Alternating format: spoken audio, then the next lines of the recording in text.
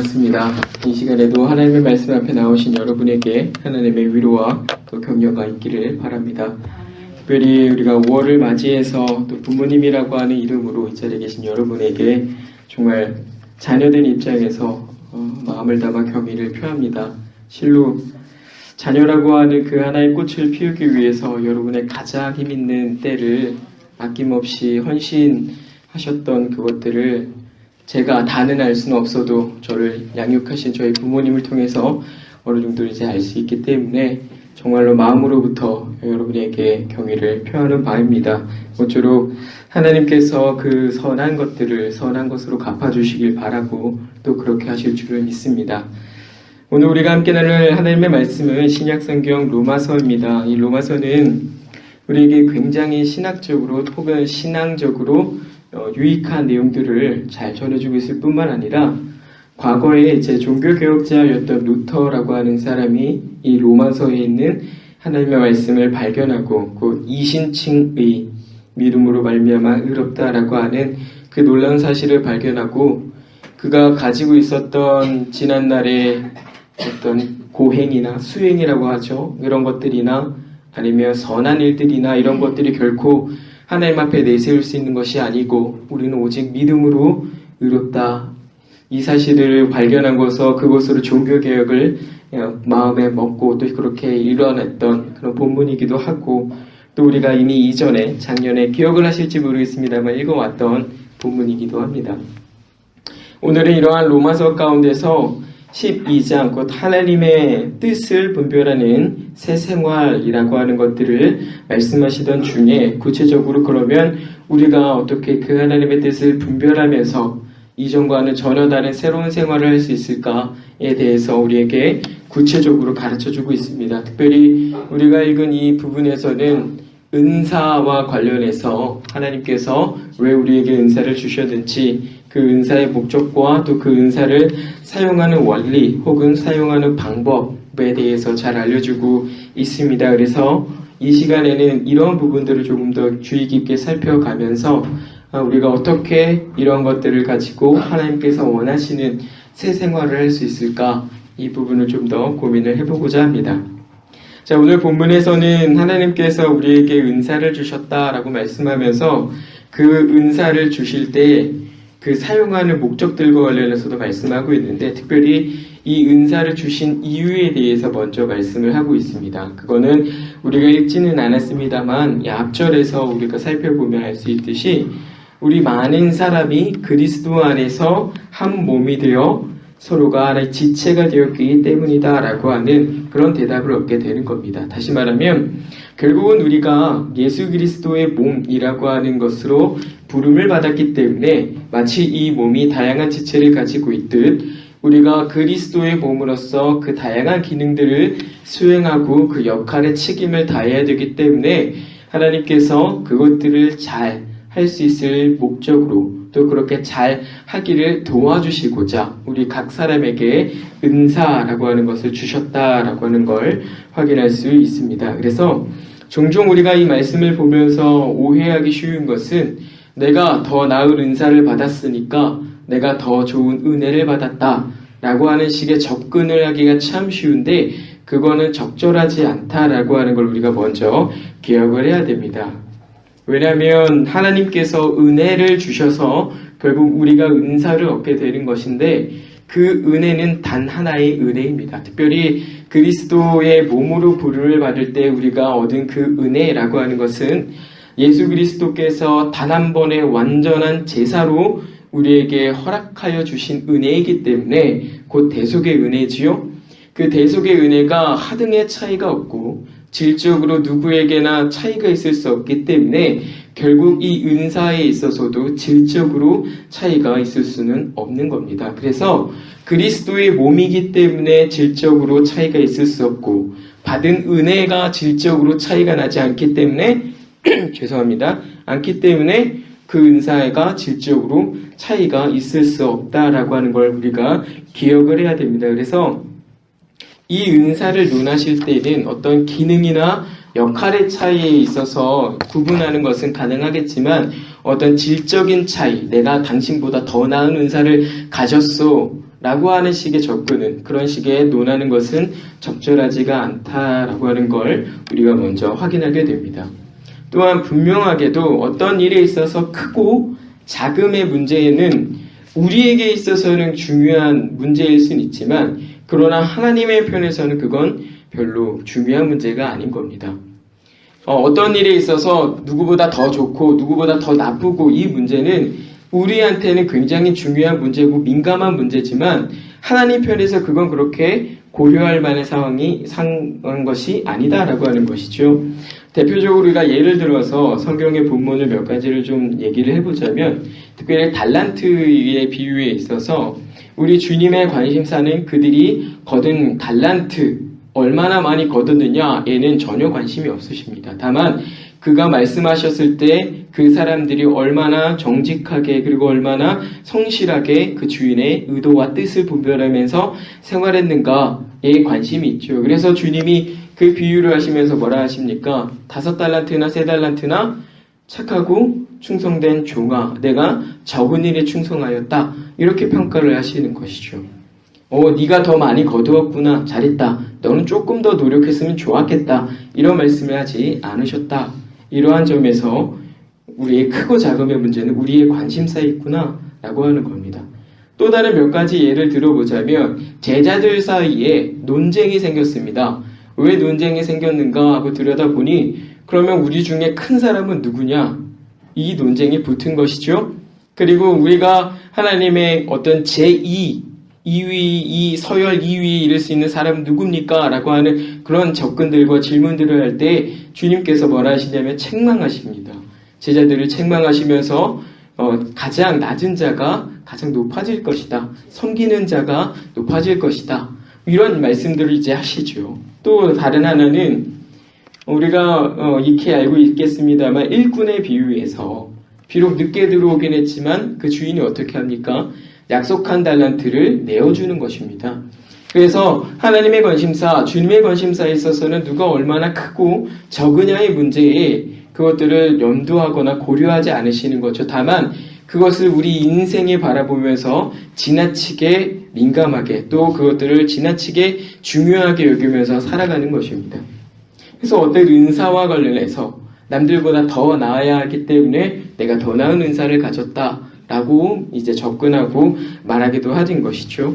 그러나 기본적으로 모든 은사라고 하는 것은 주님이 주시는 것이고 주님의 계획에 따라, 그 은혜에 따라 올바르게 분배가 되는 것이기 때문에 주님의 공평하고 확평한 그 일들이 그 은사의 분배를 통해서 나타났다라고 하는 걸 우리는 믿고, 우리는 그것에 대해서 하나님 앞에 감사할 수 있으면 충분한 것이 바로 이 은사다라고 하는 것입니다.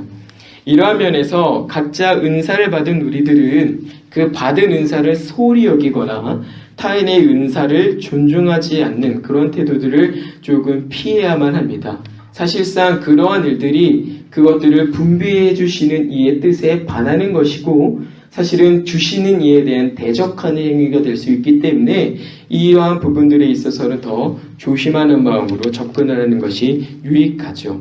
또한 하나님께서는 각자에게 주시는 그 은사에 따라 교회라고 하는 그리스도의 몸에 공동의 유익을 잘 이뤄갈 수 있도록 나눠주신 것이기 때문에 누구 한 사람도 예외가 없습니다. 나이가 많거나 병이 들거나 어리거나 뭐 할 수 없거나 상관없이 각자 모두는 그 주신 은사들을 이 교회의 유익을 위해서 적극적으로 활용하는 것이 옳고, 또 때로는 그것을 위해서 최대한 절제하는 것이 필요한 겁니다.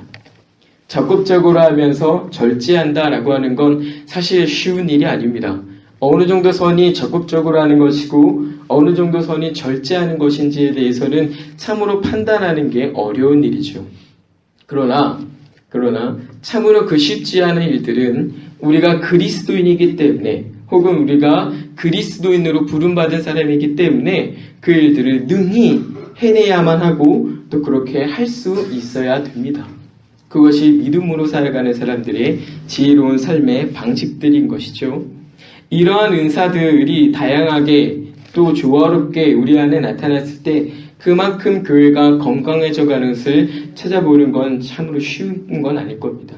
각각의 은사들이 아주 조화롭고 하나님의 질서에 따라서 사용되어져 갈 때 그 교회는 굉장히 건강해져 가는 것이죠. 왜냐하면 우리 몸이 건강하게 움직이려고 해도 어떻게 해야 됩니까? 각 지체를 이루고 있는 것들이 그에 맞는 기능과 역할을 있어서 적절하게 움직여야 그 몸이 건강하고 활력 있게 움직이는 것처럼 이 교회 역시도 그 은사들은 그러한 작용으로서 나타나야 된다라고 하는 것이죠. 자, 이제 하나님께서 우리에게 다른 은사들을 주셔서 한 몸을 이루게 하시면서 그러면 실제로 우리가 거둘 수 있는 유익이 뭐냐? 이 질문에 대한 대답을 해주십니다. 그게 뭐냐면 그것으로 아주 자연스럽게 우리 안에 교제가 발생하게 된다라고 하는 겁니다. 교제라고 하면 참으로 우리가 생각하면 쉽다면 쉽고 어렵다면 어려운 게 이제 교제라고 할 수 있을 것인데 하나님께서는 이 은사들을 각각 다르게 나눠주심으로써 이 교제라고 하는 것이 교회 안에서 아주 자연스럽고 거룩하고 경건하게 나타나도록 하셨다라고 하는 겁니다. 서로가 다른 은사들을 가지고 있다 보니 우리 중에 누구 한 사람도 스스로는 교회로서 온전하게 버텨나가기가 참으로 어려운 것입니다. 저와 같은 목회자들 혼자서 신앙생활하면 잘할 수 있을 것 같지만 그러나 그렇지 않습니다. 그리고 신앙생활 오래 하신 분들도 느끼실 수 있겠습니다만 혼자서라면 그 오랜 세월 또는 때로는 그 짧은 세월을 혼자서라면 신앙생활하면서 버텨가기란 참 어려웠을 것입니다. 늘 신앙의 문제를 가지고 우리를 넘어뜨리려고 하는 것이 사단이기 때문에 그러는 순간에 우리의 형제된 자들이 거룩한 우리의 이웃들이 붙잡아주고 또 격려해주고 때로는 내가 그 입장에서 그 일들을 수행하지 않았다면 참으로 우리는 벌써 나가 떨어져도 100번은 넘게 나가 떨어졌을 것이기 때문이죠. 그래서 하나님께서는 이러한 은사들을 주시면서 교회 안에 굳이 애써서 발생되는 교제가 아니라 아주 자연스럽게 발생되는 교제를 주심으로써 교회를 보다 더 유기적으로 이렇게 얽히고 설키게 하시면서 건강하게 해나가는 것입니다.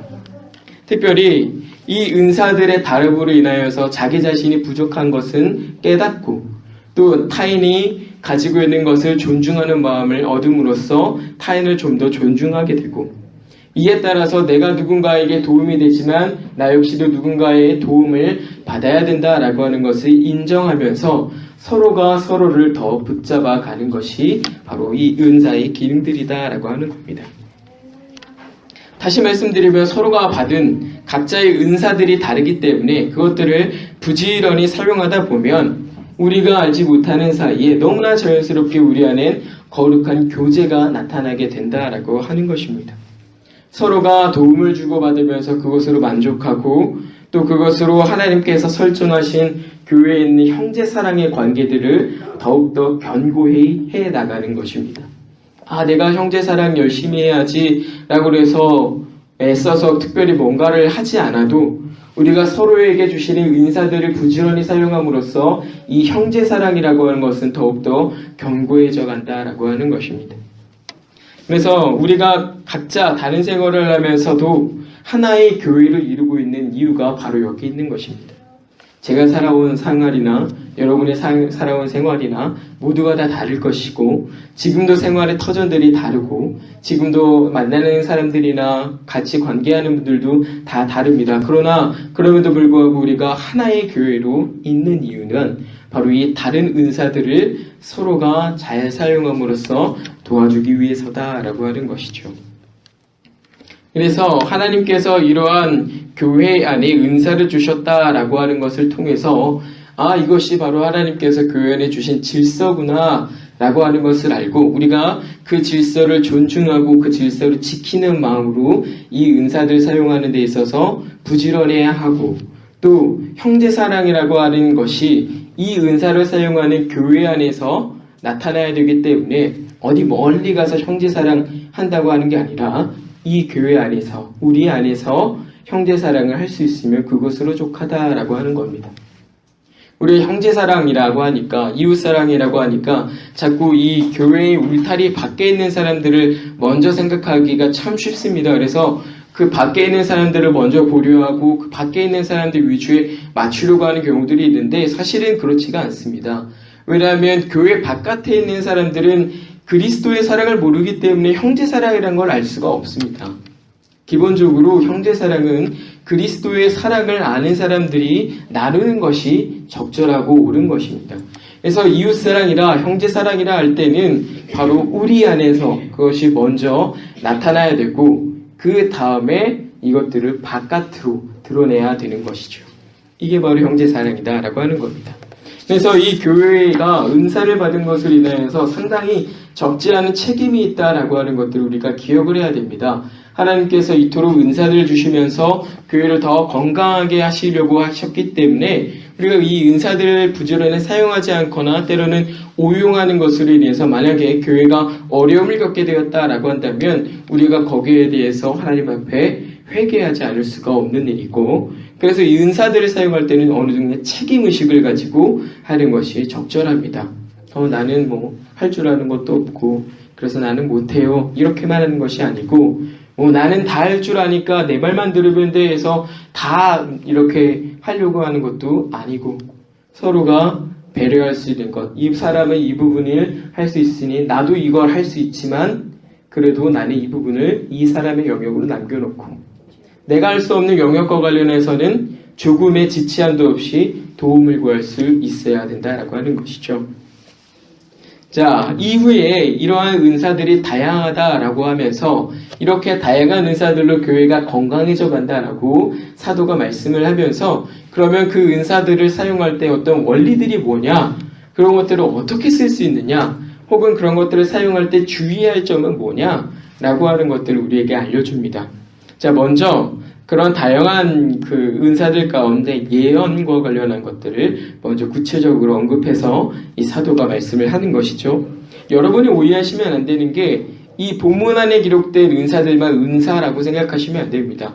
이건 굉장히 대표적으로 사도가 이 로마서 상황 가운데 이제 언급하는 대표적인 어떤 예와 같은 겁니다. 우리 몸이 손, 발 이렇게 이제 표현하지만 사실은 그 안에 어떤 신경과 뼈만 하더라도 몇 병뼈 이렇게 뼈 이름도 다양하지 않습니까? 그런 것처럼 이거는 약간 대표성을 가지고 있는 거지 이것들만이 은사다라고 생각을 하시면 조금 곤란합니다. 자, 보시죠. 자, 예언이라 이렇게 말씀을 하는데 이 예언이라고 하는 걸 때 우리가 조금 오해해서는 안 되는 건 단순히 앞날을 점쳐서 앞날을 알게 하는 예언이라 이렇게 생각하시면 조금 곤란합니다. 자, 오늘 본문에서의 예언은 사실 하나님의 계시라고 보는 것이 더 적절합니다. 하나님의 계시는 어떻게 나타나는가 라고 할 때 곧 말씀, 그가 하시는 말씀으로 나타나는 것이죠. 자기 자신을 드러낼 때 그 말씀으로 자기를 드러내시는 것인데, 그래서 과거에 한자 성경을 이제 보시면 이 예언이라고 할 때 어떤 한자가 써져 있냐면 맡을 예, 예금한다라고 할 때 그 예자가 씁니다.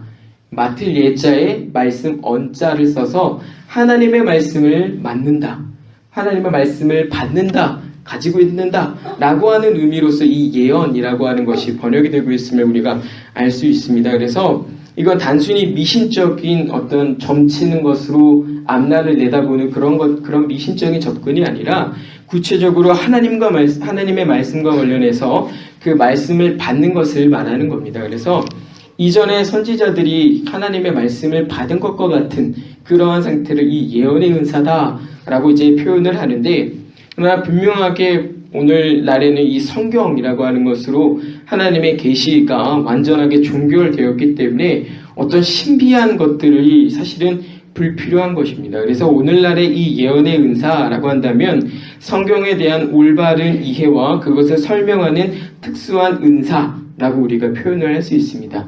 그런데 왜 이 예언이라고 할 때 앞날에 대한 어떤 얘기를 자꾸 생각하기가 쉽냐면 하나님께서 그 앞날에 대해서 말씀을 해주셨기 때문에 실제로 어느 정도는 앞날에 대한 보여주는 성격들이 있는 겁니다. 근데 그것이 어떤 내가 은사를 가지고 있다 그래서 하나님께 물어보면 마치 점쳐서 짠하고 이거 앞날에 이렇게 되니까 이렇게 하시오 이런 식의 접근은 아닌 것이죠. 단지 하나님께서 너희의 앞날은 이럴 것이다 라고 말씀하셨을 때 순전히 그것을 받고 그것을 전하기 때문에 그 앞날에 대해서 약간의 이제 알게 되는 성격이 이제 보이는 겁니다. 그래서 말씀을 맡은다 라고 하는 일들이 있는 것이죠. 그래서 오늘날에 저와 같은 목회자들 혹은 설교자들에게서 이 예언의 은사라고 하는 것들을 찾아볼 수 있는 겁니다. 말씀에 대한, 성경에 대한 이해와 또 그것들을 연구하고 가르치는 어떤 그런 것들을 말하는 거죠. 그래서 설교자들 혹은 이제 목회자들이 이 성경을 근거로 해서 말씀을 전하는 것이고, 또 설교자들만 그러는 것이 아니라 믿음을 가지고 살아가는 그리스도인들의 대다수가 이 성경의 근거에서 믿음 생활을 이어가는 겁니다. 이러한 것이 이 예언의 은사다라고 하는 건데, 이 예언의 은사라고 할 때 주위에서 우리에게 가르쳐주는 게 있으니 그것이 바로 믿음의 분수대로 해라 라고 하는 겁니다. 믿음의 분수. 저는 이 분수라고 하니까 기분이 처음에 좀 나빴는데, 그 믿음에 따라서 이렇게 표현하면 더 좋지 않겠습니까? 믿음의 분수라고 이렇게 표현을 했을 때 그렇게 한 이유들을 조금 생각을 해보면, 우리가 그토록 강한 표현으로 우리 자신들을 이제 경고받지 않으면 우리가 이 부분에 있어서 참으로 나태해지고 주의하지 않게 되는 경우들이 너무나 많아지기 때문에 그런 것 같습니다. 주의해야 되기 때문에, 더욱더 조심해야 되기 때문에 이 말씀을 이렇게 이제 표현하고 있다라고 생각이 되는데, 이 믿음의 분수대로라고 말씀을 하실 때는 결국에는 하나님의 말씀에 대한 믿음을 넘어서는 안 된다라고 하는 겁니다. 하나님의 말씀에 대해서 우리가 이해하고 그것들을 가르치는 어떤 그런 일들을 할 때는 반드시 이 하나님의 말씀에 대한 기준, 정확한 기준, 신뢰나 이런 부분들을 넘어서는 것과 관련해서는 우리의 분수를 넘는 것이기 때문에 그건 조심해야 된다라고 이 사도가 가르쳐 주는 것이죠. 그래서 이 믿음의 분수대로 해야 된다라고 하는 것은 참으로 이 은사를 사용하고 있는 그리스도인들에게서는 가장 기초적으로 지켜져야 될 원칙인 것인데, 이와 관련한 이러한 원칙을 지켜야 되는 다양한 은사들 가운데 몇 가지로 섬기는 것, 그리고 가르치는 것, 그리고 위로하는 일들이 이 안에 들어가게 돼 있는 겁니다. 그래서 사도가 예언의 은사를 말을 하면서 믿음의 분수대로 해라 라고 얘기를 하고, 또 수고할 때도, 또 위로할 때도, 또 누군가를 가르칠 때도 이 믿음의 분수대로 해야 된다라고 사도가 규정하고 있는 것이죠. 그것들이 믿음의 영역 안에서 이루어지지 않으면 오히려 큰 폐해가 될 수 있기 때문에 그렇다라고 하는 겁니다. 특별히 여기서 이제 위로라고 표현하고 있는 단어는 헬라 원어를 보면은 이제 위로라는 말이 아니고 권면이라고 번역이 되는 단어가 쓰입니다. 그래서 왜 이걸 위로라고 번역을 했을까라고 고민을 해보니까, 사실은 참 지혜로운 권면은 그것만큼 위로가 되는 것은 사실 없기 때문에 그렇습니다. 때로는 그것이 나를 책망하는 권면이 될 수는 있지만 그 사실로 인해서 내가 잘못된 부분을 돌이키고 오히려 내가 이전과 같은 건강한 상태로 돌아올 수 있기 때문에 참으로 지혜로운 권면이라고 하는 것은 우리에게 참 좋은 유익이 되는 것이죠. 그것이 위로인 것이죠. 자, 그래서 우리가 그래서 여기서 위로라고 하는 단어를 쓰고 있구나 이렇게 생각을 해볼 수 있는데, 자, 어쨌든 이러한 믿음의 분수를 지켜야 되는 것과 관련해서 사도가 계속적으로 말을 하고 있는 겁니다. 이 믿음이라고 할 때는 사실은 우리가 한마디로 정의하는 것은 쉽지는 않겠습니다만, 단순하게 어떤 성경적인 내용으로 정의를 해보자면 하나님에 대한 지식을 믿음이라고 우리가 표현할 수 있겠습니다. 그래서 적어도 하나님께서 누군가를 섬기는 것과 또 바른 진리로 누군가를 교훈하고 가르치는 것과 또 위로가 필요한 것을 격려하는 일들을 기뻐하는 분이시다 라고 하는 그거를 알고서 그에 합당하게 이 일들을 해야 된다라고 사도가 우리에게 가르쳐 주는 것이죠. 그래서 섬기는 자들은 일시적으로 그 섬기는 일을 하고 끝내는 것이 아니라 섬기는 일과 관련해서는 지속적이어야 되고 또 꾸준할 수 있도록 그 일들을 해야만 하는 것이고, 또 가르치는 자들은 상대를 사랑하는 마음으로 진리를 위해서 성경적인 내용으로 그것들을 교훈해야 되는 책임이 따르고, 또 위로가 필요한 자들에게는 단순히 말로만 하는 것이 아니라 그가 실제로 그 위로로 이제 받아야 될 때 이제 필요한 것들, 그것들을 우리가 좀 깊게 생각을 해서 실제적으로 이렇게 도움을 줄 수 있어야 된다라고 하는 겁니다. 반대로 이러한 섬김을 받는 자들은 그것을 당연한 권리로 여기는 것이 아니라 상대가 나를 이만큼이나 배려하고 나를 이만큼이나 사랑하는구나 라고 하는 것을 알고서 그 일들에 감사하고 또 그 일들을 내가 이제 기쁘게 섬김을 받을 수 있어야 되는 것이고, 또 가르침을 받는 사람의 입장에서는 교훈하는 자가 참으로 성경적인 교훈을 했을 때 그것이 비록 내 마음에 상처가 된다 할지라도 그것이 과연 하나님의 말씀에 옳은 것이라면 그 권면의 말을 하기까지 수고하고 애썼을 그를 존중하는 마음에서 하나님께서 그를 통하여 그 말씀을 하게 하시는 것들을 존중하는 차원에서 그 수고로움과 애씀이 헛되지 않도록 그 가르침들을 받아야 된다라고 하는 것이고, 또 위로를 받는 자들은 참으로 나를 위로하는 자들을 고깝게 여기는 것이 아니라 그것을 감사하고 나 역시도 누군가에게 위로가 될 수 있기를 이제 기도하는 마음으로 그 위로를 받을 수 있으면 참으로 유익이 되는 것이죠. 그래서 누구든지 교회 안에서 올바른 선을 지킬 때에 어떤 이들도 방황하거나 어떤 일들을 이탈하는 일들이 없이 이 일들이 안전하고 온전하게 우리 안에 일어날 수 있게 된다라고 하는 겁니다. 예를 들어서 섬기는 자가 섬겼는데 섬김을 받는 자가 이거밖에 못 섬기냐 그러면 어떻게 되겠습니까? 가르침을 주는 자가 가르침을 줬는데 무슨 얘기냐라고 이렇게 하면 어떻게 되겠습니까? 위로한다고 누군가 찾아왔는데 이것도 위로라고 하냐라고 하면 어떻게 되겠습니까? 그래서 위로를 할 때도 이런 것들을 할 때도 받을 때도 적절한 질서를 지켜가면서 적극적으로 하는 것이 우리 안에 필요하다라고 하는 겁니다.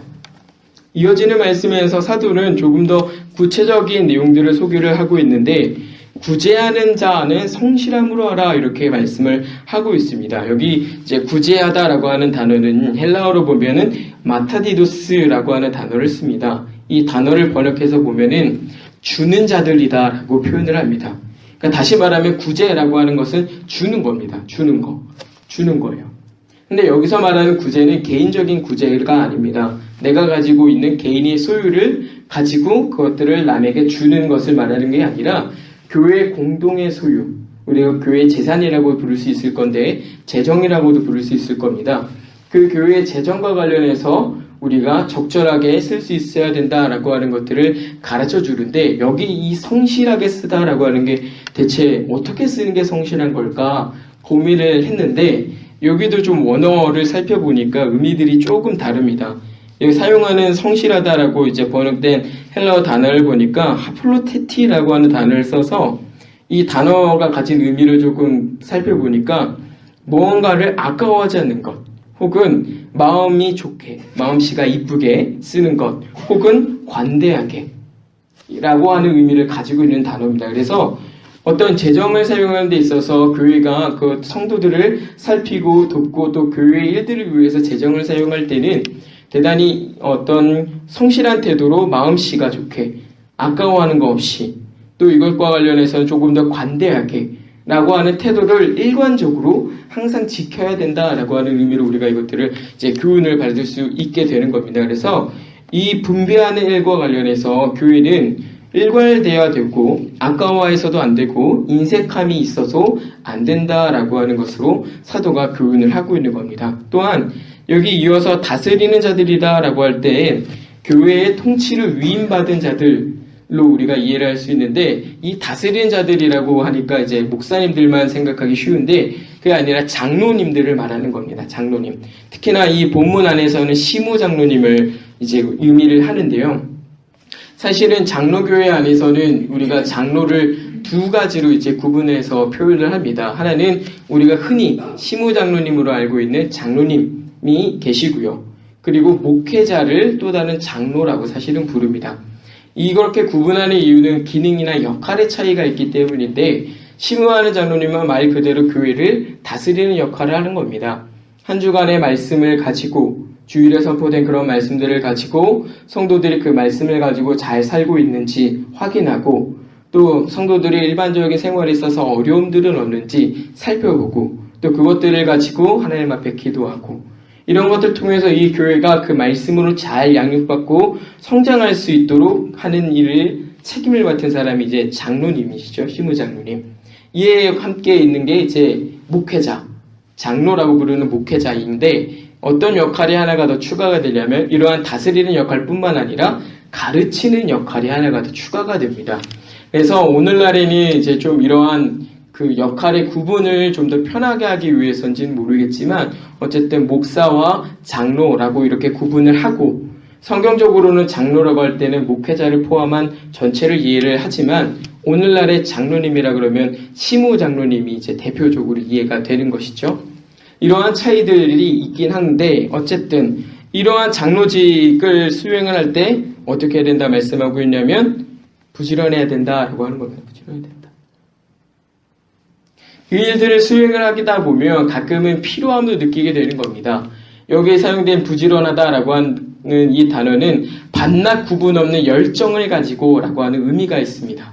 그러니까 밤낮 구분 없이 어떤 성도들의 생활을 위해서 이 마음에서 뜨겁게 타오르는 그러한 열정을 가지고 이 성도들을 돌보는 일들을 해야 되는 건데 근데 그렇게 하다 보면 어떻게 되겠습니까? 피곤함이 있는 거예요. 피곤함이 있는 거예요. 밤낮 구분 없이 이 성도들을 위해서 성도들이 잘 생활할 수 있도록 도와주기 위해서 하나님 앞에 기도도 하고 이 성도들을 양육하는 일들에 최선을 다하다 보니까 피곤함도 따르는 겁니다. 그러나 그러한 피곤함과는 관계없이 이 성도들을 위해서 부지런해야 된다라고 하는 겁니다. 그래서 여러분들이 장로님을 위해서 기도를 해주셔야 되는 겁니다. 장로님을 위해서 정말로 기도를 많이 해주셔야 되고 그에 못지않게 목회자들을 위해서 그 일들을 잘 감당할 수 있도록 여러분들이 기도를 해주셔야 되는 겁니다. 근데 이러한 장로의 직분에 대해서 이해가 조금 잘못된 게 오늘날에 나타나는데 어떤 식의 이해냐면 이제 위계질서상의 피라미드 구조를 만드는 겁니다. 목사님이 가장 정점에 있고 그 아래쪽에 이제 장로님이 계시고 그 아래쪽에 뭐 다른 교회를 예를 들어서 보면 이제 안수 집사님이나 권사님이나 뭐 이런 분들 계시고 그 아래쪽으로 이제 집사님들 계시고 그 아래쪽으로 이제 평신도라고 부르는 이런 구조로 이렇게 이해를 하는데 이 구조가 참으로 성경적이지 못한 겁니다. 사실 하나님께서 주신 것은 역할을 주실 때는 이 교회의 한 몸을 이루기 위해서 주신 것이기 때문에 이 장로의 직분이나 다른 여러 가지 직분의 차이는 역할과 기능의 차이인 것입니다. 한 예를 들어보자면 송양원 목사님 같은 경우에 애양원도 이제 지으시면서 한 예로 이런 것들이 있었죠. 한센병이라 그러죠. 나병이라고도 부르고 문둥병이라고도 부르는 그 질병을 가진 환자들을 이 송양원 목사님이 돌보셨단 말입니다. 그런데 이 고름이 나고 피고름이 나고 살이 썩어서 가는 냄새가 고약한 그러한 상황에 있는 그 한 사람을 위해서 송양원 목사님이 어떤 일을 하셨냐면 그 피고름을 입으로 빨아서 뱉어내셨어요. 자기가 수행해야 될 역할이 교회 안에서 무엇인지 이 송양원 목사님이 잘 알고 계시는 분이기 때문에 그들로부터 내가 당신들을 돌봅니다. 나를 존경하시오 라고 하는 게 아니라 그 자리 가운데 가장 냄새가 나고 힘이 될 수 있는 그러한 상대를 가장 가까이에서 돌보셨다 이겁니다. 그러니까 난센병 환자가 이렇게 얘기했다죠. 아니 목사님 같은 분이 어떻게 나같이 더러운 사람을 만지고 더러운 사람의 고름을 빨 수 있습니까? 그랬더니 목사님께서 그러셨다 그러죠. 나보다 더 더러운 나 같은 죄인도 아주 더러운 나 같은 죄인도 하나님이 사랑하셔서 나처럼 일하게 하셨는데 이건 아무것도 아닙니다 라고 하는 거죠. 오늘날에는 좀 이러한 직분의 이해들이 조금 바뀌어져야 될 필요들이 많이 있는 것입니다. 그래서 오늘날에 이러한 교회 가운데서 가끔 보게 되는 어떤 교권주의에 빠져가지고 어떤 목회자 한 사람을 굉장히 이제 추앙하거나 어떤 목회자가 어떤 권력을 독점하려고 하거나 하는 것과 같은 형태들은 굉장히 이제 성경적으로 맞지도 않고 아쉬운 일들이 분명한 것이죠. 적어도 여러분들이 그렇기 때문에 기도를 해주셔야 됩니다. 사람의 마음은 참으로 연약해서 그러한 유혹을 받기가 참 쉽거든요. 목회자가 잘못하는 경우들 많이 있습니다만 성도들이 그 자리에다가 목회자를 밀어두는 경우도 많기 때문에 그래서 우리가 기도를 하면서 이 부분에 대해서는 적절한 질서를 지켜가야 된다라고 하는 겁니다. 이어서 긍휼을 베푸는 자는 즐거움으로 하라 이렇게 말씀을 하고 있습니다. 우리가 이전에 봤던 내용들을 이제 살폈으니까 아실 겁니다. 왜 이렇게 해야 되는지. 예를 들어서 보자면 여기서 말하는 긍휼을 베푸다라고 하는 것은 어려운 사람들을 도와주는 걸 말을 합니다. 특별히 몸에 병이 있거나 병간호를 하거나 뭐 이러한 것들을 두고서 우리가 긍휼을 베푼다라고 당시의 상황에서는 사용이 되는데 만약에 환자를 눈앞에 두고서 그 일들을 기쁘거나 즐겁게 하지 않아 해보세요. 어떨 것 같습니까? 환자의 기분이. 그 사람이 와가지고 나를 병간호해주겠다고 이렇게 닦아주기도 하고 먹여주기도 하고 나를 입혀주기도 하고 하는데 그 일들을 하면서 굉장히 곤욕스러워하거나 아까도 말씀드렸지만 손영원 목사님 같은 경우에 나병 환자를 눈앞에 두고서 냄새 이런 식으로 하거나 그랬으면 어떻겠습니까? 그 환자의 마음이 도움을 받지만 그 마음을 회복할 수 없는 상처를 받게 되는 겁니다. 그래서 만약에 이런 일들을 할 때는 정말로 즐거운 마음으로 해야 되는 겁니다. 비록 내 몸이 조금은 고약스러운 상황에 놓인다고 할지라도 그 고약함 때문에 그것들을 내 밖으로 드러내는 것이 아니라 즐거운 마음으로 보다 더 감사한 마음으로 내가 손영원 목사님처럼 나 같은 주인 하나님께서 이렇게 쓰시는데 이러한 질병이 뭐가 더러울 거냐 라고 하는 그러한 태도로 즐겁고 하나님 앞에 감사하는 마음으로 그 일들을 해내야만 한다라고 하는 것이 바로 이 본문에 나와 있는 것입니다. 우리가 지금까지 은사들에 대해서 몇 가지 살펴봤지만 사실 그것으로 하나의 결론을 내자면 각 은사들은 그것을 수행할 때 특별한 원리들을 가지고 있고 그 원리들은 개별적으로 떨어져 있는 것처럼 보이지만 사실은 매우 유기적으로 함께 나타난다라고 하는 것을 우리가 확인하게 됩니다. 따라서 우리가 교회에서 어떤 일을 수행할 때에는 받은 은혜대로 수행하되 하나님의 말씀에 대한 그 믿음 안에서 그리고 아까워하는 것이나 어떠한 인색함이 없이 부지런하고 즐겁게 해야 된다라고 하는 겁니다. 일을 잘 못할 수 있어요. 그러나 일을 잘 못하지만 분명히 그것 때문에 내가 무슨 말을 들을지는 모르지만 그래도 즐겁게 감사하게 내가 할 수 있는 영역이기 때문에 어쨌든 나 역시 적극적으로 그 일들에 동참한다라고 하는 의미에 있어서 그 일들을 수행하는 것이 적절하다라고 하는 겁니다. 교회가 이렇게 잘 이러한 일들을 수행하게 됐을 때 얻을 수 있는 결과가 우리가 이제 읽은 이 9절 이하 13절의 결과로 얻게 되는 겁니다. 형제를 사랑하고 부지런히 우리 주님을 섬길 수 있게 되는 것이죠.